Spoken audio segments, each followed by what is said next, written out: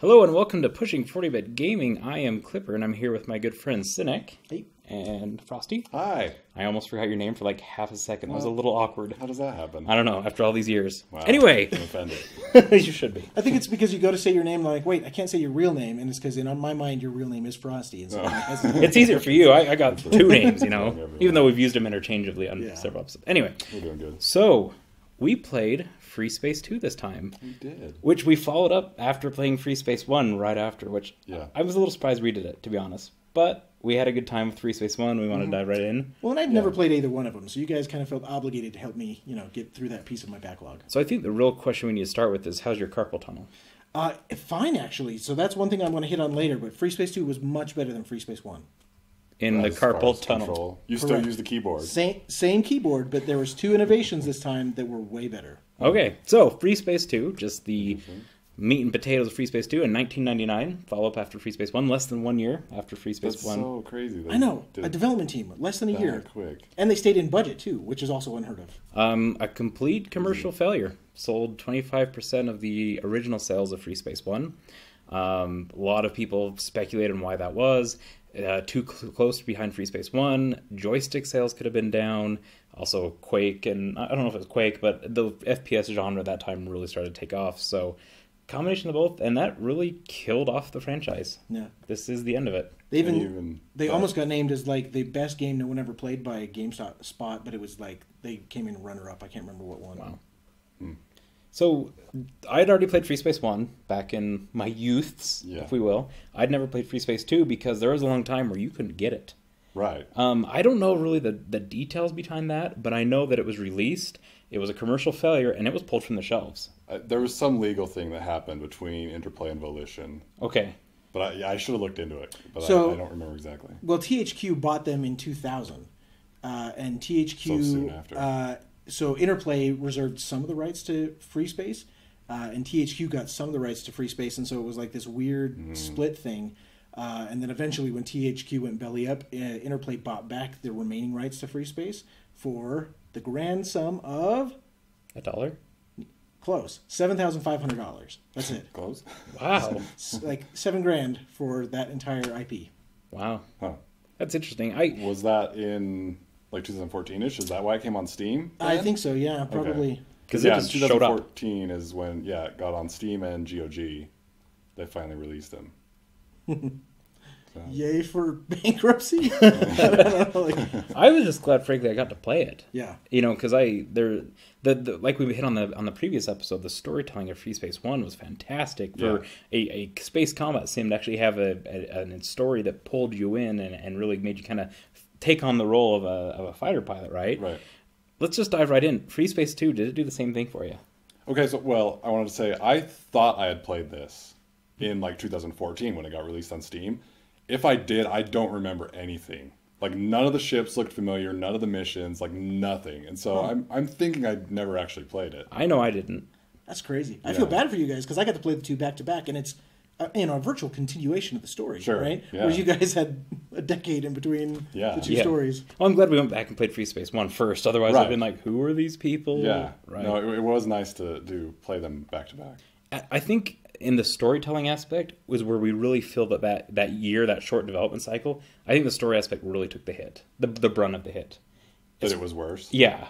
Yes. I just didn't feel drawn in this time. Yeah, and especially, I would say like we talked about in our Freespace 1 episode, the sense of urgency and hopelessness that you get in the second half of Freespace 1, this doesn't have that. No.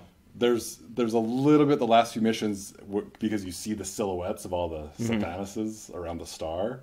And that's kind of cool, but it's still not quite the sense of foreboding that Freespace 1 had. And I feel like that was really strong in Freespace 1. Well, and the motive was completely unclear. So, I mean, we're kind of jumping to the end here, but all these Sathanas are Shivan ships that are around the star, and they're causing the star to go into supernova, which is going to destroy the jump node, which is essentially what we wanted to do anyway.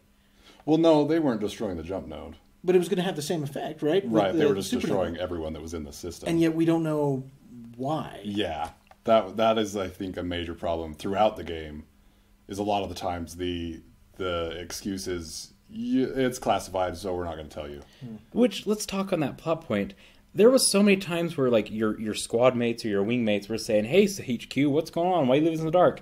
That whole story arc never got answered to me.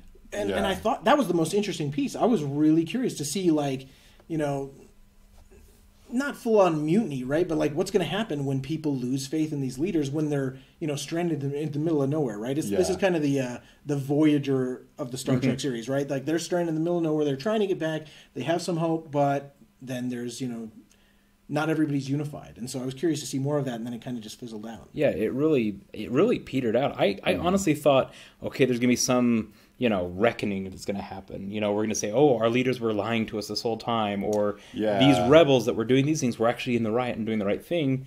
They kind of alluded to both things, and then just let it go. There was, a lot of allusions. I also thought, too, they talk about how the big ring, what's it called, the Gnosos? Mm-hmm. That maybe that technology can help, like, build a new, or repair the node that goes back to Earth.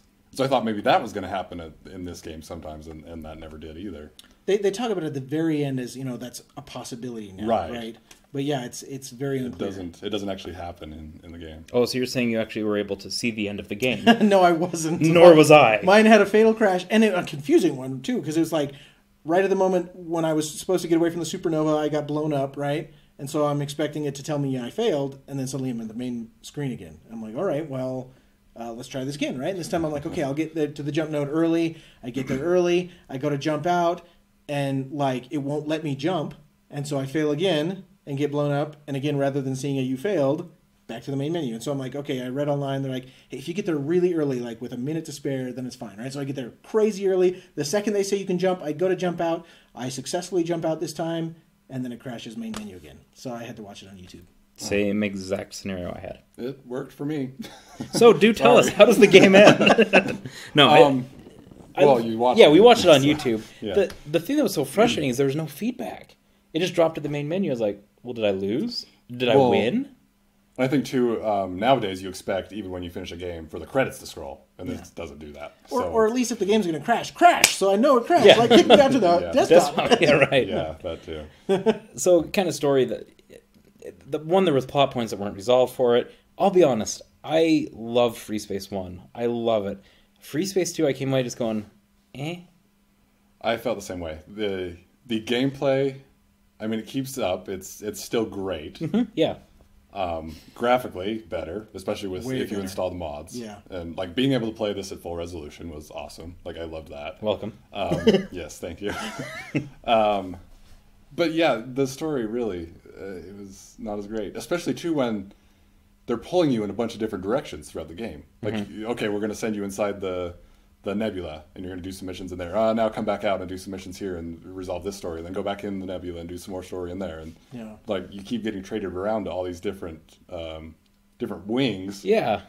And you just feel like you're not wanted anywhere. They even pawn you off on the Vasudans. Yeah. Like, Well, do you not get along with your fellow pilots? What's going on? I kept thinking, I'm like, well, I must be some elite pilot. And then I'm like, why am I getting transferred so many times? It's like, you are now part of the 34th Goat Herders. And I'm like, okay, Goat Herders, I guess, could be intense. It's like, it's seriously like every other mission, they're sending you to a new squadron. And then at one point, they're like, hey, you're going to fly experimental craft that may kill you. The Suicide Kings. Like, yeah. I feel great about myself. They pawned me off into a wing called the Suicide Kings. So you got to lead the Blue Lions for a little while, right? The 52nd Blue Lions, the elite squadron. The head of Voltron or something. Yeah, that's what I was wondering. I was like, wow, where'd they get that one?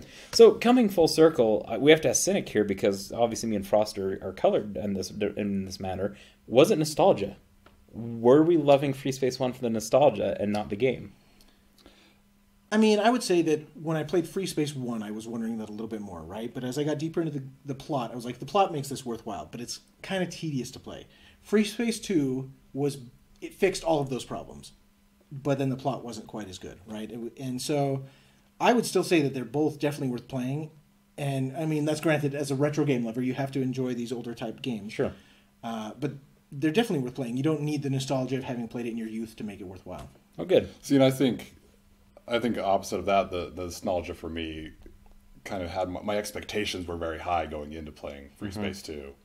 That I expected there to be, the story was still going to be good, but then also like more info about who the Shivas are and what their motivations are. Like I wasn't expecting so many mysteries and so many unanswered questions and new questions that they don't answer. And That was kind of frustrating, a bit of a letdown. But I still really enjoyed the gameplay. I did too, and please don't take this as I didn't enjoy myself. It was a lot of fun. It's just you play that one and then you play this one back to back, and the differences become very apparent. Yeah, for sure. They did hire voice actors this time around. Yeah. So awful. they hired Robert Loggia sounds like he's recording this from the comfort of his bed. And he just has like a microphone resting on his chest. It's so bad. I don't think he even went to that effort. I don't know. I felt that I had let my grandfather down repeatedly every time he would brief me again. Yeah. He was like, but the Blue Lions should go above and beyond their specified mission. I was like, I could not stand him. What more did you want from me? I defended, of course, this will be a quiet evening, gentlemen. This will be a quiet escort mission. And there's 8 wings of Shivans. Yeah, I get out, take out all of them. I lose one little lamb to transport. And it's like, I expect so much for me. I'm like, okay, what do you want? I should probably call him out by name. So Robert Loggia plays Admiral Petrarch. So just so we're all on the same page here. If you don't know who Robert Loggia is, go watch Tom Hanks' Big. He's the guy that dances on the piano with Tom Hanks. Independence Day. He's the general in Independence Day. And he's the cook in Return to Me. Wow, this turned into movie cinema very quickly. Robert Loggia hour. Yes. The thing I felt so horrible about is, I wanted to get him a glass of water the entire time. I was like, sir, can I get you something? You don't sound great. He's bad. I also hate the guy that does the training missions. Sounds like he's trying to do Will Ferrell, Harry Carey. It's if you look to your left, that's the sun. That's my favorite planet. Don't touch the controls. It's bad. Just say yes and we'll move on. I'll be honest, I skipped all the training missions. Oh, really? I'm like, I know how to fly this thing. I didn't, and it was totally worthwhile because my arm does not hurt this time. So the 2 main innovations this time that totally changed my life from Freespace 1 were auto-targeting and auto-speed match. So there was speed match in Freespace 1. They were in Freespace 1. No, there was speed match in Freespace 1, which was that you had to hit it each time you targeted a new person, you had to hit match. There's and auto. I know. There's auto. I went back and I looked at the HUD, and mine doesn't have the HUD that this one had.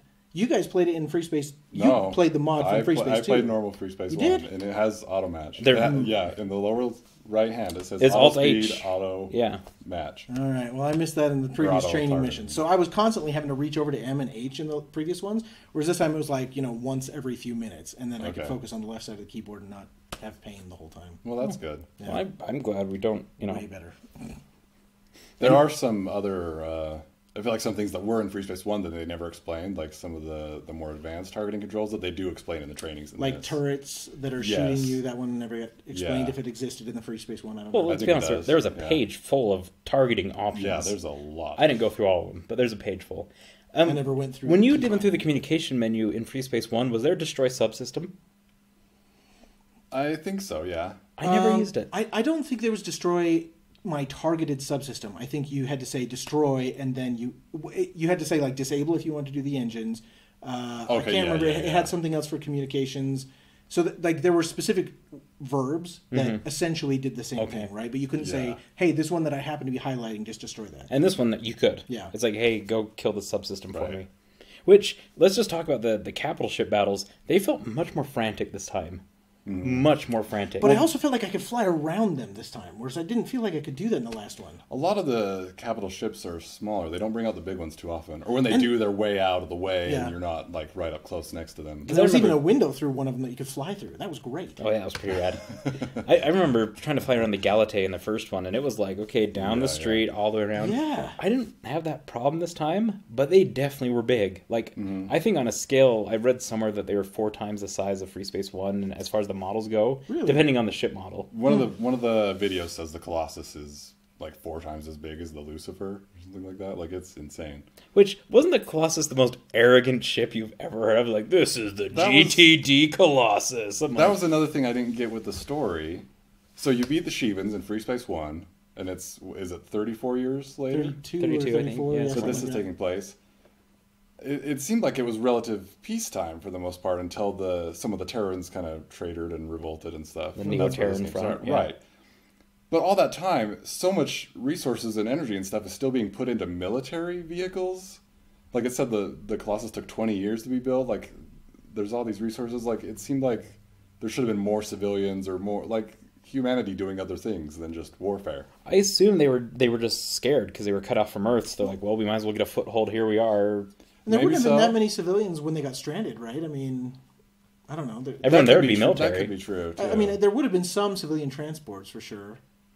Oh, speaking of which, I committed a war crime in this game and destroyed a civilian transport. Did you guys? No. You killed one? Were you supposed to? No. Was that a bonus objective I missed? So you were like a double agent, right? And then Oh, you get yeah. like Oh, yeah. cornered off on your own, and they're like, Oh, that- "Prove your mettle and kill that ship." I'm like, "All right," and I kill it, right? And they're like, "Oh, you're cold as ice, but we're Yeah. on to you. You're a double agent, right?" Then you get back, and Admiral Petrarch's like, "You war criminal. You will be tried and found accountable." And I was like, "Oh, I'll have to replay the mission." They're like, "But we got to move on. We got things to do." I'm like, "All right, well." See, I don't think I fired on them. I suppose justice killed takes a him. backseat. Well, I didn't because I was sitting there Nice. just, and that's a lot of times in this game I felt so awkward because I didn't know exactly what to do. Yeah. They're like, "Hey, go ahead and prove your worth, kill this thing." I'm like, "No, I'm just gonna sit here." Well, how do I make the other choice? Do I just sit here? So I just sat there patiently for like a minute, and then like, Yeah. okay, now we're on to you. I'm like, okay, there's no trigger for no. So I waited and waited until I started like fighting, defending myself, and then I died. They killed me. The second time around, the second they said shoot the civilian craft, I knocked out all of my allied wings by the time it flipped, and it's like, oh, well done, return to base. I'm like, Alt J. Like while they were still green. Yeah, they're still green. I just blew them all away real quick, and it's like, oh, good, you cleaned that up, Alt J. Off I go. That's funny. I did like the double agent missions, I though, love right? those. Especially like the Black Dove character, right? That, like he's kind of guiding you along and helping you, but it was when you were alone and you weren't with him anymore that it was confusing. Yeah. The one where he blows up all the other ships, like that was maybe my favorite mission. in That the was game. cool. Where he like sabotages all the other ones Yeah. and all the Yeah. reactors blow on him. I really liked that one. And then, well, this is one of the main things I want to talk about, but the only good Nebula mission, I would say, is the one that was in the undercover parts. Where the EMPs are going off, and so you don't have your correct sensors, and you have to follow the nav buoys. That was the only one that I actually liked. So I liked the idea of it, but I hated it. How did you follow the nav buoys? Because I'd follow them, then I'd get in a fight, and I'd follow them backwards, and then have to turn around and follow them forward again. You just have to notice the numbers that are on them. You can't notice it, though, if you lose any distance when you're in a fight, because then the EMPs are all blasted, and you can't tell which one's closer. And like, So I had all my wingmen go fight, and I just flew. oh really? Like, you guys got this. Oh, I killed like everyone. Like, so basically, I gave up on the nav buoys, and I just flew the entirety of the map, killing every bad guy, and then I just could fly all the nav buoys with no problem. Get there, and they're like, "Okay, protect the transport," and no one ever like showed up because it was already safe, and I'd killed everybody. Yeah, so I just had my wingman do that, and then every time you got close, you could see the next one kind of flashing in your Yeah, in your that's thing. how I did it. Is just watch for whatever gray one was flashing that wasn't near one that was solid. Because if it was near one that was solid, that meant it was behind me. Now, here's a fun fact. On that mission, if you go straight from where you spawn, you'll run right into the transport. If you don't really? turn, you just go straight wow. burners, straight forward, you'll run into the transport. Of course. So I think I skipped like 3 nav buoys at one point when I was trying to follow them. I was like on 1 and then 2 and 3 and then suddenly like 7. I was like, oh great. And then I was on 6 and then then I got in a fight and ended up on like 4. I was not a happy camper. I don't know if the AI was toned down for this one a little bit, but I thought the Shivans were a lot dumber. Like, they flew in straight lines so often. The So only ones I ever had a problem with when they were dragons. And that was hardly ever. Right. So the AI actually was hardly even touched in this one. So the development team said, because of our shortened cycle and because they want like certain things, graphics, they want 32-bit, we're not going to touch the AI. So it apart from some very minor tweaks, was untouched. Must have been just me playing it differently or something. Did you notice that? Okay, so all the capital ships. Remember the big weapon that Lucifer had in the last one was the beam weapon. Yeah. That you'd never heard of. Every ship had beams now. Yeah. Beams going this way, beams going that But way. you kind of expect that if it's 32, 34 years later. Whatever. But is that the most efficient way to shoot something? Like a flashlight across the galaxy? If it's a huge ship against another huge ship. I guess that's how it worked. Did you ever just stray into a beam by accident? Oh, yeah. Oh, yeah. You were cooked Yeah, instantly. yeah. It was bad. The one I hated was the one where you had to destroy. There was a Shivan ship that had 4 beams, and you were just supposed to destroy like all 4 of them if you could. And for the life yeah. of me, I played that mission probably 10 times, and I couldn't destroy them all in time. I couldn't destroy 2 of them was the bare minimum that I had to destroy in time. And eventually, I think I realized that the clock was counting down way too fast, and so it was jumping after like a minute and a half of gameplay or something. It was crazy, and I have eventually barely managed to kill the second one, like, as it jumped out. That's what I did. That- Second one, yeah. right as it jumped. Yeah, mine, it was very close. How are you supposed to kill 4 of those things? I'm not sure. I So- wondered if maybe on higher difficulties if it gives you more time, but I don't know. So I sent my wingmen after one of them, and then I went after the other one. I did the 4, what they call the Helios bombs. And your wingman killed one? Mm-hmm. Mine never killed one, ever. Yeah, I couldn't get them to shoot it. They You would couldn't? fly. They would fly by it and look at it, and wouldn't actually ever shoot So it. they never call back for explanation. So I'm flying by this, boss. You want me to shoot this? Yeah, if you wouldn't mind. Please. Yeah, because I remember telling them to shoot it, Yeah. and they wouldn't. I Mine- tried so many different strategies, Yeah. none of which worked. So Freespace 2, A Story of Inconsistency. I guess so. Which did have a subtitle of it, like Freespace 2, I don't think so. The Great War and a Half. They, The second Great War. we turn on ourselves and the Shivans come to kick our butts again. Great War 2. Disappointed grandpa. Oh, yeah, Disappointed Grandpa's probably the best one yet. So The Nebula So will make you clearly, blind. Admiral Petrarch was somebody who was around for the first battle, right? Was Admiral Bosch the guy in the last one, and he was the connective fiber to this new one, or am I just conflating the two I stories? don't think Bosch was in the first one. Okay. I'll be honest, I didn't really pay attention to names. I was I had very- Angry Grandpa, So, and I had yeah. I not so remember angry names Grandpa. of ships, but like the actual people. So Admiral I Bosch can't was the remember. one that like stole the artifacts from like the ancient archaeological dig sites and Yes. somehow contacted the Shivans and then somehow managed to figure out how to like restart a jump node so that the Shivans could come, right? And so, but then at the same time, he's like, the reason now that we have hope that we can start a jump node back up is because he's done it, and so we can do the same sort of thing. Yeah. And then randomly the Shivans take him and his cohorts on their ship and kill everyone else. Yeah, that was another unexplained thing. Like, they killed everyone but him, take him captive. Were they hoping for a Free Space 3 to tie these up? Oh, I'm sure there I had get- to have been, yeah. Well, especially, I think that the development team was like super excited for this because they were like, "Hey, not only we knocked it out of the park, we made a better game, we did it within budget, we did it a month faster than the schedule." Right? They had released a month early, right? Like they were doing everything their management wanted them to do. I think the management just wasn't doing the right thing, and Interplay didn't hype it like at all. Like they just were like, "Oh, Descent 3's coming out, we're gonna focus on that." Mm-hmm. That's too bad, yeah. Because, yeah, but when I finished this, I was like, I really want to know what happens next. Yeah, But it's disappointing that that doesn't exist. I just like want to know how the game ended. Like you at least got to see the ending of the game, right? As far as like crashes, besides that ending crash, I didn't have anything. It ran No, flawless. this is the first game that we've played for this that I did not have a crash. I'm trying to think if there was anything that went wrong. Apart from just that clock going down really fast on that one mission, I don't think anything. I had one bug, one random mission where there was a Shivan cruiser you were supposed to kill, and it would get down to 10% every time and stop taking damage. Oh. It would like suddenly become invincible. Ugh. And I tried it a few times, and same thing kept happening. So I quit the game, and then came back to the next day, played it. The ship died super fast. Like Crazy. it would And- just never happen again. So I don't know. It was And that's a just true weird bug. That's a true testament to how randomized. Like the engine basically sets up the game board, I guess, for lack of a better word, and just lets it play out. Yeah. Sometimes I'd replay a mission, and a ship that was getting hammered doesn't get touched. Yeah. And Yeah. the next time around, it gets just decimated. And it was just like a luck of the draw. And one of the missions, in fact, each time I restarted, I think it's one of the final ones where you're defending 3 different ships, they'd have different hit points every time you launched the game. Or every time you launched that mission again. Oh, weird. I think the main one's like the Bastion, I think. Is it the Bastion that ends up killing itself, or is it the Galate? That blows up the node. Yeah. Yeah, it's The Bastion. Yeah. It was always at 37, but there's 2 kind of escort freighters, Uh-huh. and they'd be like 18 to 12, and they'd just be random. Huh. It was interesting. I'm like, oh, it's kind of a fun touch, just kind of a little Yeah. randomness to it. I didn't pay enough attention to the escort healths. I just frantically I followed. only have one thing to worry about. And compared to Free Space 1 versus 2, I replayed so many missions on Free Space 2. Like Free Space 1, I blew right through it. Like I don't remember replaying Oh, mission. replay because you failed? Yeah. Okay. Like maybe 2-3 missions on Free Space 1 I'd replay. Free Space 2, I did a lot. I replayed more in 1 just because of like those bugs and stuff where I had Yeah. ships spinning. But I think other than that, I failed more missions in 2. Yeah. For sure. It was harder. I would have put them about on par, but I mean, I'd have to go back and look at my gameplay video. Maybe I'm just not remembering it. And I liked how we had all the Gen 2 of all these ships, which involved adding a tail to them. It's like, oh, here's the Valkyrie that has a tail now, and here's the Hercules that has a tail now. I did like though a lot of the things were Terran Vasudin combined. Like we're allies now, and so a lot of the ships had that kind of look to them that were part Terran, part Vasudin. Yeah. They looked interesting.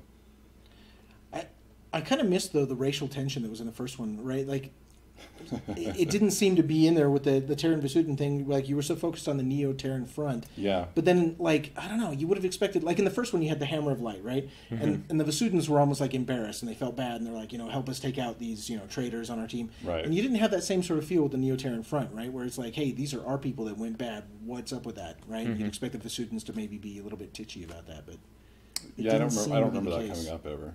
Yeah. But I liked, though, that there was a reason for you to be fighting Terrans for a lot of the game. Yeah. It kind of mixed things up, because the first game, once the Shivans show up, you pretty much fight Shivans for the rest of the game. Right. And this keeps mixing it up. You're fighting Terrans a lot and Shivans. Well, I mean, you had the Hammer of Light in the first game, right? Yeah, but even then... That was the wild card. They were would still show fighting. up, like, with Shivans often. Yep. It wasn't too focused on them. It's true. A mission here and there maybe was... But that was it. I never went into the tech lab to like learn about weapons until this game because I had to. I'm like, okay, which ones are the dumbfire ones? Okay, they're those ones. Okay, which one do? And there was Hornets, and then there was another one that was like the same thing but green. That had more missiles or faster missiles. Yeah. And the Green Hornets, just the Seth Rogen version. Yes. They were a total failure. Yeah. And I think the only missile I actually enjoyed was the Trebuchet, where you could shoot from 4 kilometers out. Oh, shit, was crazy. And you're just like, but it missed like 80% of the time. It felt like it would get shot down. And I felt it was awesome because I could shoot from that far, and I didn't know if my wingmen had happened to catch him or not, or if my missile caught up finally or whatever. But I found myself having to manage energy in this game a lot more than the first one. Oh yeah. Well, the guns take so much more energy. Yeah. In the first game, I think the Banshees kind of take a lot of energy, but even if you're just holding down the trigger, like, you never run out of energy. I didn't even realize that was a thing in this game. I'm Yeah. like, why aren't my guns working? What's going on? Especially near the end, like is it the Kaisers? Yeah, the Are Kaisers. just awesome. Yeah. Take things out in like 4 hits. The Kaisers where I'm basically like, how many can I fit on this ship? It's like Kaiser, Once you yeah. had those, it was amazing. Well, there was like a mission where they gave me like, I think it was 2 banks of 480 missiles or something like that. I was just like, Of the dumbfire I'm going to ones. use missiles all the time. And I just Yeah. dumbfired everyone to death. It was That's the one where we great. had to like blow up the random Shivan spinning amusement parks. And what were those? I never They really understood. never tell you. That was No. another thing. Okay. But again, they're just there, and we don't ever learn what they are. And they make a joke about like, well, whatever they are, they've got 3 less of them now. I'm like, Yeah. okay. We're getting some weird readings. You might not want to be next to that when we blow it Yeah. up. It's like, And they were interesting maybe we that way. shouldn't blow it up. Yeah, they were interesting that way. Like, they blew up with a huge wake. If you shot them in different parts, they die sooner, right? You could get the spinny things to stop spinning, and then you could like get I into didn't their know that. parts Oh, and yeah. stuff. Yeah, so like depending on where you hit it, different things would happen. That's And- cool. And yeah, and Severus Snape. Oh no, that's not his name.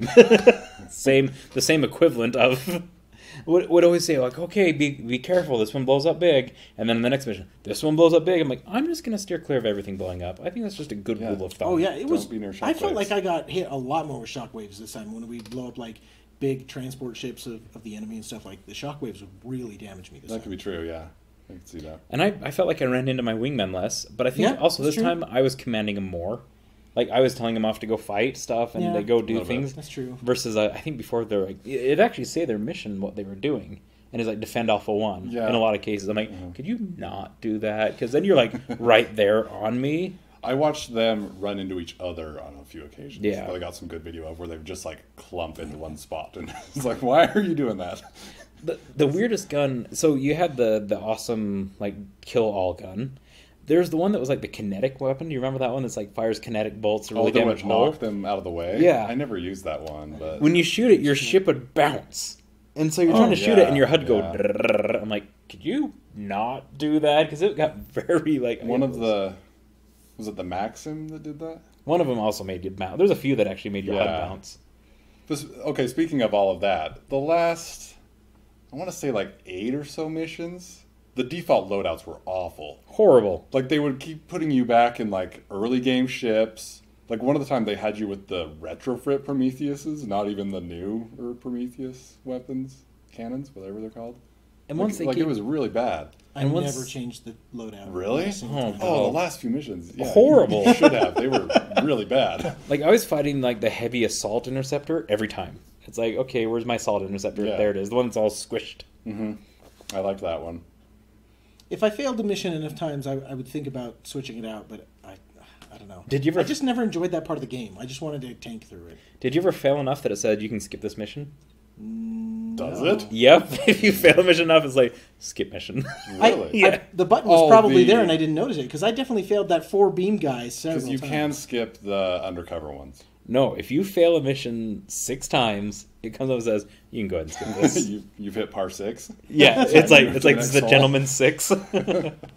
Wow. I just showed up and I'm like, oh, I feel a little bad about this. I wish that would have happened in Freespace 1 and I could have actually gotten past that mission that That's lagged true. out on me. Ugh.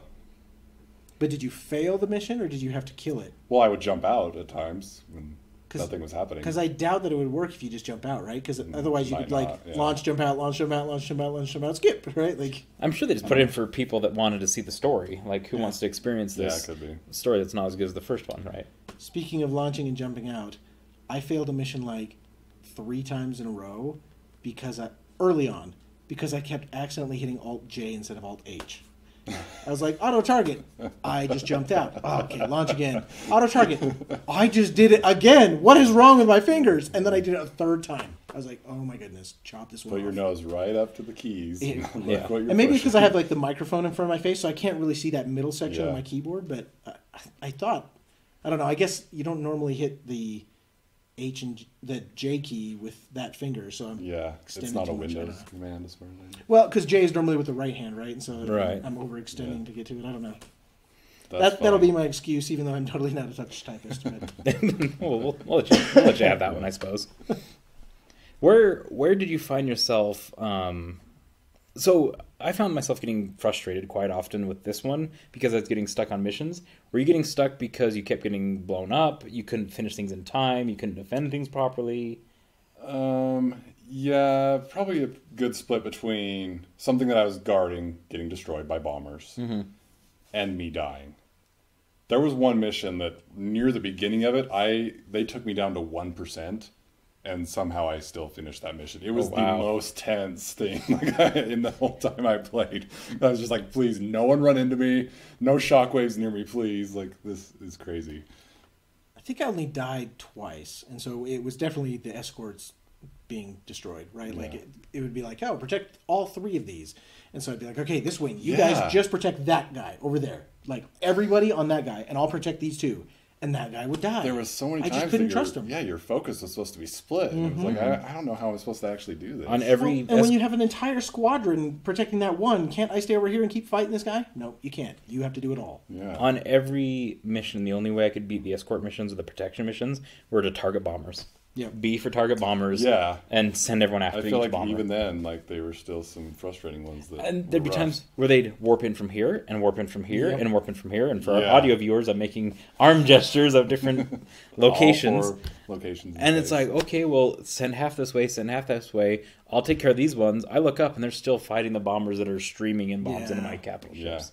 I basically didn't trust them to do anything other than cause the guy I was shooting at to slow down, right? Because I would say everybody kill the person that I'm currently targeting, and then I would kill them. But with enough, crossfire going on, he would like basically fly in a straight line rather than evading me. Well, I think that was also part of maybe the capital ships having beam weapons. Is in Freespace 1, you were usually worried when a big ship warped in because it meant you had to take it out. Right. Yeah. In this, you didn't have to do that, and so bombers were, they're adding more bombers to the missions and levels because that's what you need to take care of. You're not focused on transports or other capital ships, I guess. I did lose a mission repeatedly because I kept trying to take out one of those big ships. Oh, yeah. And I'd stray too far from the people I was supposed to protect. I'm like, but he's so close. He's like down to 5%. Hurry. Oh, a bunch of people warped in, and they're all dead. Why are you so far away? I know. I saw him and he looked failure. It's tempting. Yeah, and the bombs, it was funny because you target him and be like, Shivan bomb, heavy Shivan bomb. And they all went the same speed, and they all looked the same to me. Yeah. I was like, I don't know which one to shoot. Yeah. Did you actually try to pop them out of the air, like shoot the bombs? Oh, yeah. Sometimes, not a lot. I tried if I was in range. I'm like, Yeah. oh, let's just fling some...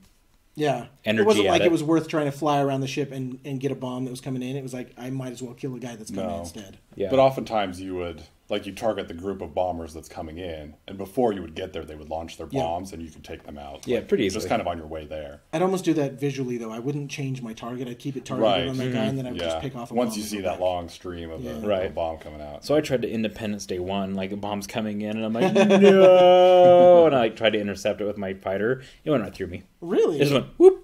I was like, hey! Interesting. I tried to do a bad thing. Let me. I was like, tell my kids I love them. Or no kids. And then Robert Loggia gave encouraging words. There were no encouraging words from the bathroom or the kitchen or wherever he recorded this. The audio quality, too, on some of the voice acting was wildly different. It was inconsistent. Yes. Some I'm like, oh, that doesn't sound too bad. And then others is like, I'm regarding this in my shirt. And I'm like... And if they're going to spend money on actors, right? So there was Robert Loggia, there was Stephen Baldwin. Yeah, he does the opening cinematic. And then there was also, what's his bucket? The guy that dies a gruesome death in RoboCop and it looks really silly. Kurtwood Smith? That guy. Is that his name? Yeah, the bald guy. Yeah. Wildly inconsistent. Really bad. I enjoyed the main voice actor from Freespace 1 when he came back to do some of the briefings. I was just like, oh, yes. He's back. I missed this voice. Which you know is just like one of the so devs, right? Oh, yeah, but he sounded better than almost everyone.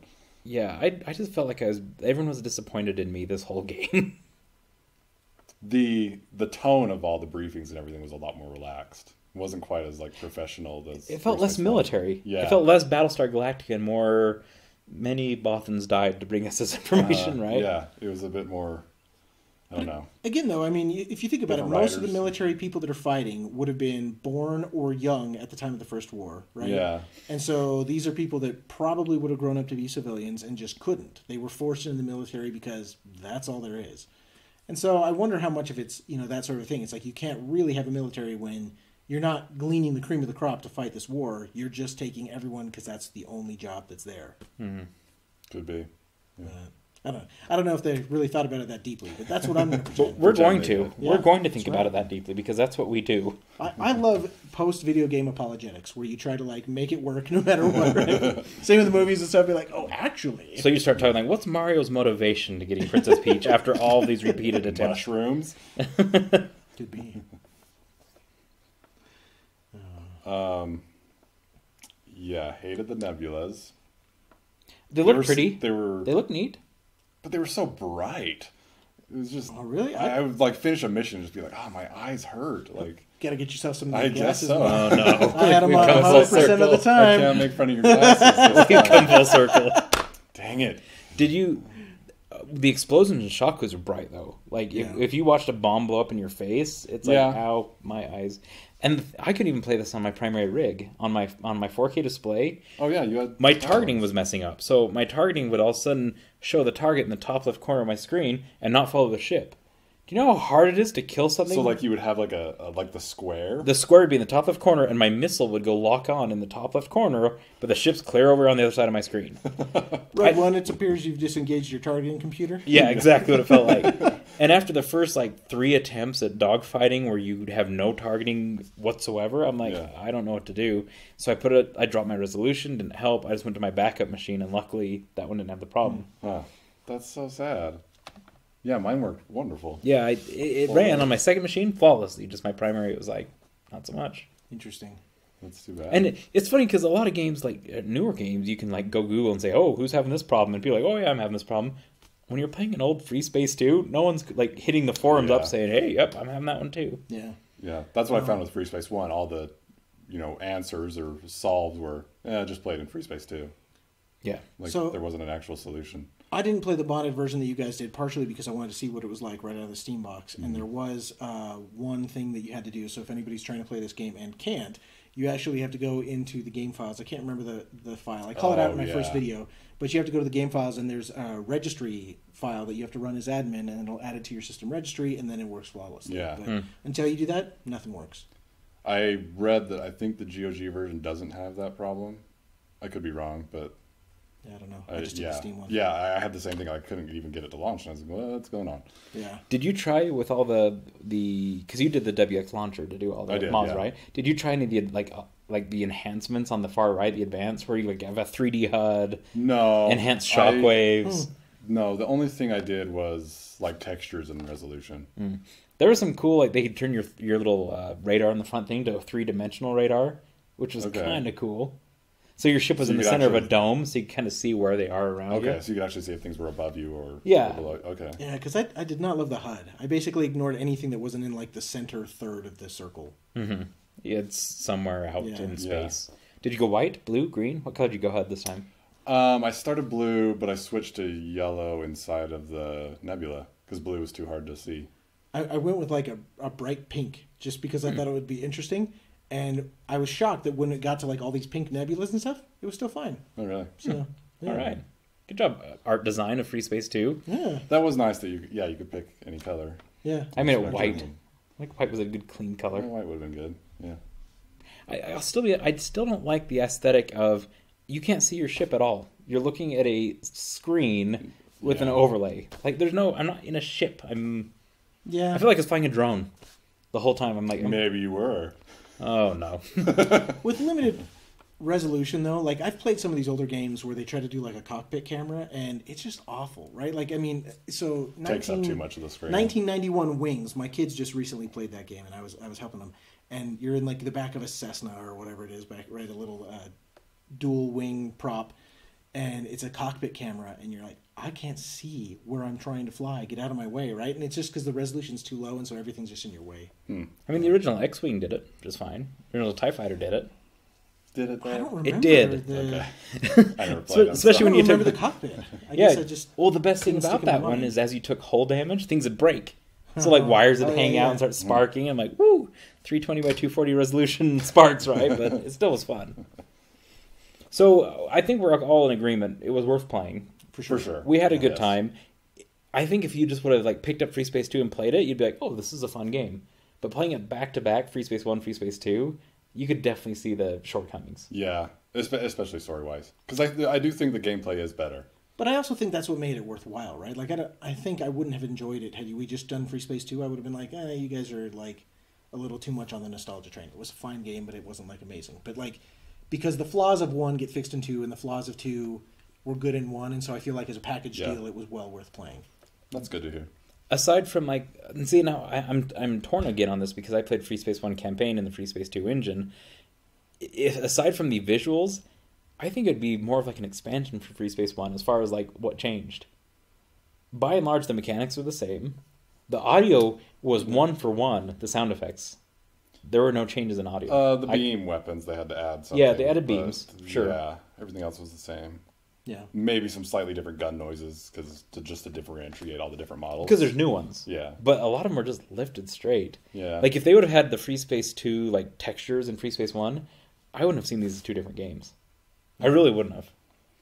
Honestly, I don't know. For me, as a developer, I see Freespace 2 as like the epitome of how management can screw up a game far more than the developers, right? Too fast, too cheap, too hurried, nobody hyped it, and the game suffered because of it, right? Like, it totally is one of those games that could have had a cult following. People could have picked it up. They could have used the keyboard even if they didn't have joysticks, but it just wasn't good enough to force that cult following to happen. So you'd say the cult following, it's not even a cult following, there's a very small subset of diehard fans like us that wax nostalgic for it. Yeah. I mean, and you saw the same thing with Crysis, right? The attrition from the first installment to the second to the third, right? And it's because generally you're not going to pick up a new audience unless the game's just so much better than the first one that people hear about it, right? Mm-hmm. Really, you're hoping to retain the people that bought the first game to the second game, and it just didn't happen. Well, and with trilogies too, or series, you need a good story between all of them. Yeah. Right, like if the second game has a horrible story, no one's going to care about what happens in the third. I guess I will say, so I didn't play the multiplayer version of Freespace 2, but apparently that was a lot of the development focus because Freespace 1 really got bashed for having bad multiplayer, right? There was way too much lag, and so in Freespace 2 they focused on making it so there was way less data transferring over the wire, and they just didn't need to know as many things because like, it doesn't matter if it's not in exactly the same position as long as that person knows this person got blown up, right? Sure. So apparently the multiplayer on Freespace 2 was pretty slick, but I never tried it. Oh. And again, nobody tried it, right? It's like GoldenEye was cool first, and then multiplayer took off like lightning, right? Yeah. But you have to get those core people into the campaign first. Very true. Except for these days when we jump into straight campaignless games. Yeah, that's what I was about to say. I mean, we see so many games now, which is kind of, I guess, the opposite of what we do in this podcast, is these online-only, multiplayer-centric games. Yeah. Which, I'll be honest, the more that I'm seeing, the less I want to do with them. I just don't... I don't care to just sit and grind in some arena. It's just not my thing. Yeah. Same, yeah. I would need a more diverse palette, I think, to enjoy that. But even then, like, you're trying to take some enjoyment from diverse maps and diverse gameplay just with enough people. I think maybe if the maps were, like, procedurally generated, it would feel a little bit better, but there would have to be some sort of underlying plot. Like, Overwatch had all these plot videos that kept coming out to be like, hey, this is why you're still playing the game. So even though you didn't experience the single-player campaign yourself, you kind of feel like you did because there's these videos explaining what the campaign would have been about were it to exist. Yeah. Right. I mean, I think that's why I don't like MOBAs. I think that's my number one thing why I don't like MOBA is just because, hey, you're going to go in one of these lanes, you're going to kill a bunch of creeps, and you're going to get yelled at by your teammates. Yeah, if you should know all these things, and if you make one slight mistake, your team is screwed and you will get yelled at. And like, there's so much pressure on just the individual player. And I think that's why I love the single-player aspect, is just I can sit down for a little bit and experience a story and enjoy it, and then I leave feeling better about myself than worse, right? You succeeded. You beat a level. You killed some enemies. Well, except that Grandpa'd yell at me after every mission. Let's not forget that. I definitely feel that way about the MOBAs and stuff. I mean, I hadn't played games in years just because I was so busy on other aspects of my life. And then when I became friends with you guys and we started playing games again, I was like, oh yeah, I should do this again. And so I was always the low man on the totem pole, which was fine most of the time. But then we'd play an online game, and now suddenly I'm holding the team back, right? We tried League of Legends for a while, and suddenly I was hurting other people, and I felt like, oh man, for us to play a game, we have to all start this same game at the same time and grow at the same pace, and then it's fine. Whereas with single player, that's never a concern, right? Because it's just you after the fact talking about it, right? Right. We were talking a little bit earlier about like having a story that carries you from one campaign or one story, like Freespace 1, Freespace 2, whatever. Is there a game that you can think of where the first one was kind of a flop, but the second or third brought everyone in?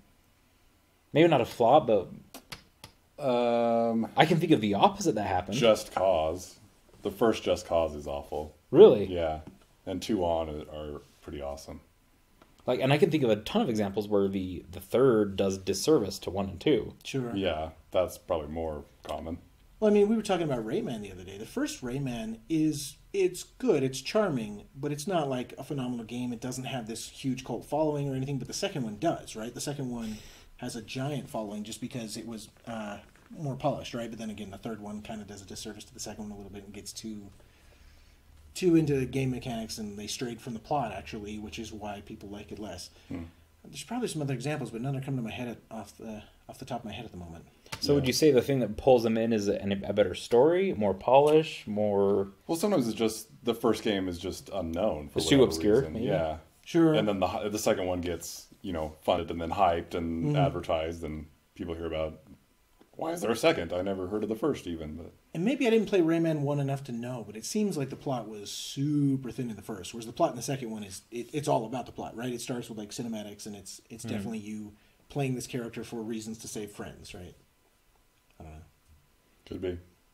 I just wonder what is the major differentiator to say, oh wow, number 2 took off in this franchise and 1 kind of fell by the wayside. The BioShocks, you can almost, because there was System Shock, and then BioShock. Wait. System Shock's related to BioShock? Isn't it the same developer? Same... I didn't know that. Because I thought I never played System that. Shock was the first one of the first, IPs of that kind of nature of the human enhancement that they made. So again, I own System Shock 1 and 2, haven't played them. So I plan to, but I didn't realize that it was part of the same franchise. Interesting. I might be wrong. We might have to go edit that out, but we'll see. Comment down below with flaming comments of hatred for either him or me, depending We have to make a correction. Or we'll just flame hatred at each other and just move on with life, right? So, on that topic of, I don't know, BioShock. Can I say one last thing about Freespace? I wish you would. Why did they tease a stealth ship that you never get to fly? Yeah, what was that? That was awful. And I also felt like that mission didn't work at all, because they're like, the stealth ship is so good, try to hit it, you won't be able to. And I just had it laser targeted the whole time, and was wrecking it I forever. hit it so many times. Yeah. Okay, speaking of technology that was worthless, the tag missiles. Oh yeah, what were those? I think I only used them when you had to. Yeah. It's like, here, you shoot him, and then our gunners will shoot that guy. I tried to use them on a regular mission, and my capital ship's 5 clicks back. I'm like, oh. It almost made me wonder if there were some where you were supposed to use them against all the bombers. Maybe. I just felt like every time I tagged anyone, I could kill them faster. And so even the ones where you're supposed to use them, I would tag them, and then I would immediately kill them. Because I was like, they're not going to get to it for a while, right? Every now and again, they'd kill it before I could kill them, but most of the time, I could tag them and kill them before they could. You know, until you mentioned that stealth ship, I'd forgotten about it completely. Yeah. But now you say it, I'm upset. Though I did like the way that mission ended. That was my one other big complaint. Right? Because you've got fake ammo that you're shooting these stealth ships that are your friends, and then suddenly out of nowhere you get jumped and you have to switch to the main mission. I'm like, are they going to turn my things on? Yeah. Or am I going to be running blind with no guns and pretending like I have guns, right? Like this. And then they do turn them on. But still, like, just that fear. I was like, oh, that's kind of what I was feeling in the first one, right? Was the against all odds things. And now suddenly you're caught with your pants down. Yeah. Yeah, that was a weird. That was a weird dynamic. It's like, we're going to turn your guns back on.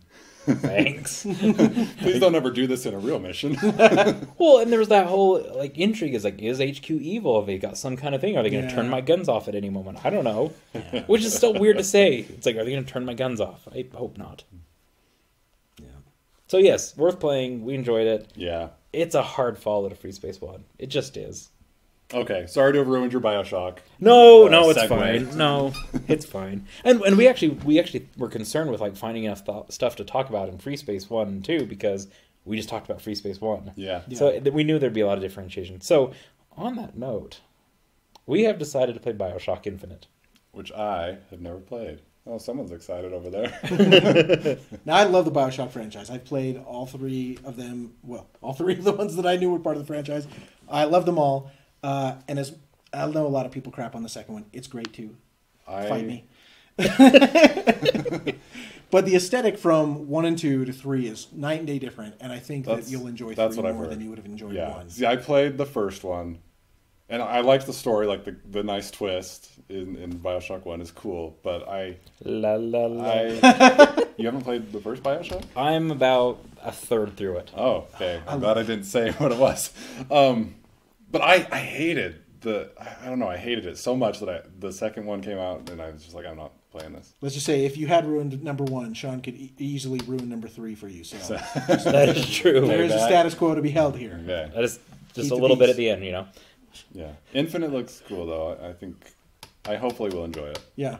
And I mean, the graphics are gorgeous. A little dated, but gorgeous. They're gorgeous. But they are also dated. You can be both. They're not dated. You can be both, right? We're already fighting about the next episode. No, so, I mean, they are gorgeous, and that's because they're stylized, which is why I think that this game will hold up better than the original BioShocks. Now, that said, the BioShocks were remastered, and so I think at some point I would love to go back and play those. If I have to do it myself, I will. Maybe Halloween episode. You won't get me. But but the third one, I think the aesthetics will hold up better just because they are so heavily stylized. Okay. I almost feel I'm scared. I'll be honest. I'm scared about this one. Why? I feel like I'm grabbing you by the hand and showing you like my favorite. Like when we've talked about our favorite single player games of all time, this is it. Frosty's gonna come stomp on your heart. Yeah, BioShock. BioShock Infinite is my favorite single player of all time. But I'll do the same thing when we play Mass Effect, so it's okay. Speaking of franchises that were killed by the latest iteration. Yeah. No, I feel like I'm taking you by the hand saying, look at my most beautiful thing, and you're going to be like, I hate it. And then I'll be like... I don't think I'll hate it. Yeah. I think a lot of the problem I had with 1 was that I didn't like the dingy, ugly, in the sewers, underwater aspect to it. There's very little of that this one. There's some, but there's very little. Because isn't it in the sky? Yeah. Yes. Okay. Most of what people don't like about this one is some of the gameplay elements. But again, I think that's because the people that were reviewing it were not skilled gamers. And I think it's pretty easy to move from it if you've played other games, right? There's just enough things going on that people got confused. They're like, there's too many things. I don't want to have to do that. But you'll be fine. So I don't want to spoil too much. I don't want to dive too far into this. But you'll be fine. It's not a big deal. So BioShock Infinite, pick it up. It's on sale all the time. All the time. It's usually like $7.50. I don't have the season pass. So I do have the season pass, and I've never played it. I don't know what's in it. There are. Oh. There's another campaign. And I haven't played it for the same reason I haven't finished Half-Life 2. Because once I finish it, it's over. and I'm not willing to admit it's over. Well, let's do the base one because I own the base install, Frosty owns the base install, and so, yeah. I'm pretty much sure I've bought it for everyone I know at this point. Here, play this. Here, play this. It's beautiful. So anyway, Bioshock Infinite, pick it up, join us. You'll see some more reviews come out as we play through it and whatnot. If there's anything you want us to play or anything that we're totally missing because we're kind of in a weird niche of gaming, let us know, and we'll give it a try. Come join us. Yeah. See you next time. Enjoy.